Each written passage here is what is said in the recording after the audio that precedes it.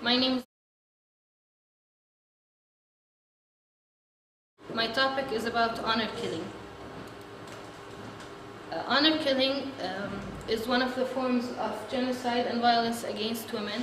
Many women worldwide die in the name of honor killing. The term is more associated with Islamic countries.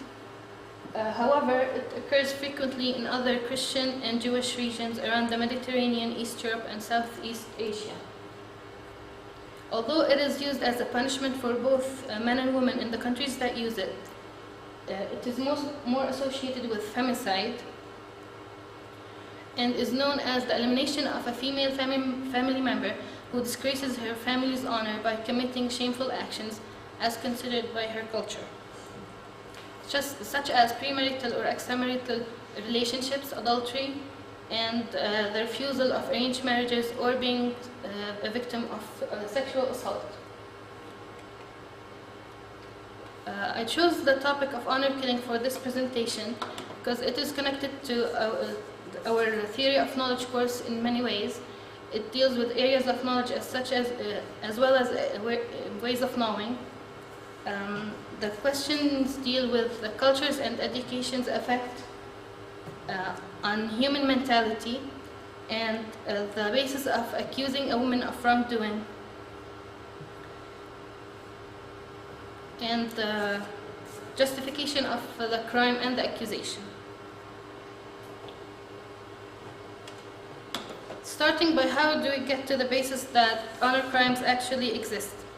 Many cases reach police stations in which women are murdered by male relatives or family members. These men go to the stations later on to confess their crimes and state that their intention was to restore the family's honor. Forensic examiners also provide physical and medical evidence that these women were killed. They didn't commit suicide, they were forced to do so. Statistics show that tens of women worldwide die each year in the name of family honor, 25 at least officials in the West Bank and Gaza, and 35 in Jordan. Reported crimes are much less than the actual committed ones, and the ones that are ruled as honor killings are even less. That is because during investigation they are occasionally ruled as accidents, family disputes, or suicides. Most cultures implement the idea that women are a property of men. Fathers, cousins, and sons are responsible for females their entire life, and by duty are expected to protect them, protect their honor, and negotiate the deal of their marriages. Islamic and Arab communities focus on the group rather than the individual. Thus, one's shame disgraces the whole family, just as one's success is an honor for them all. From the tribal standpoint, the only way to restore the family's honor is to eliminate the woman in question. The law of the clan is sacred, as they say. For these reasons, the cultural dimension of this issue plays an important role, making it difficult to eradicate the problem in the short run.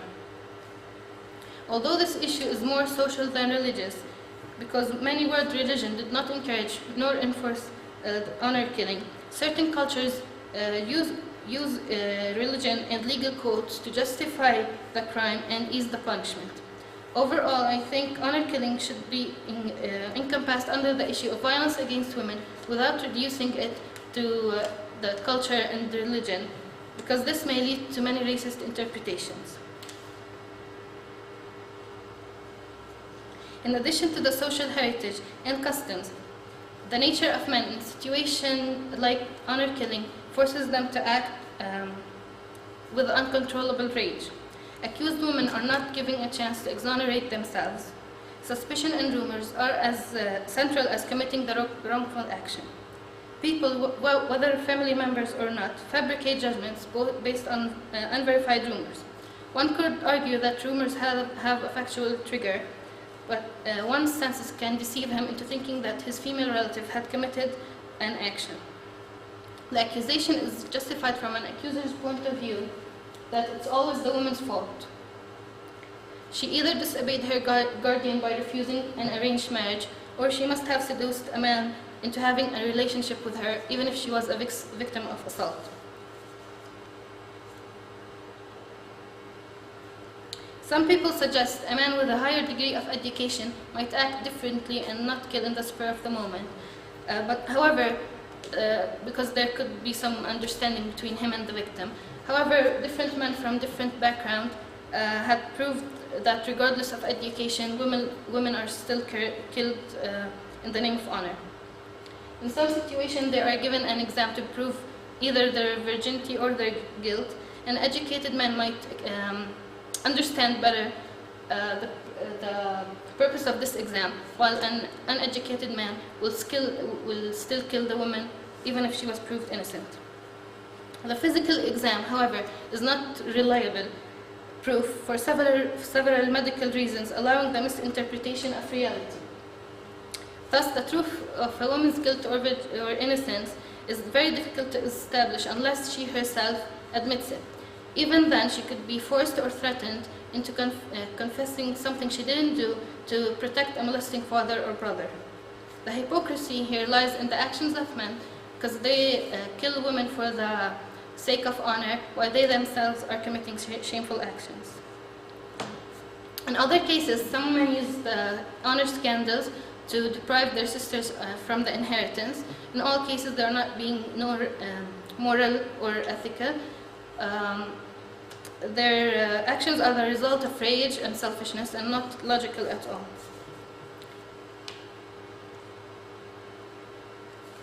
The justification of the crime include social factors, religious beliefs, and the need to prove manhood, and the pressure of society. And religions, as I said before, forbid murder, even if they might encourage certain punishment. In verse 1733 in the Quran, it said, "You shall not kill any person, for God has made life sacred, except in the course of justice."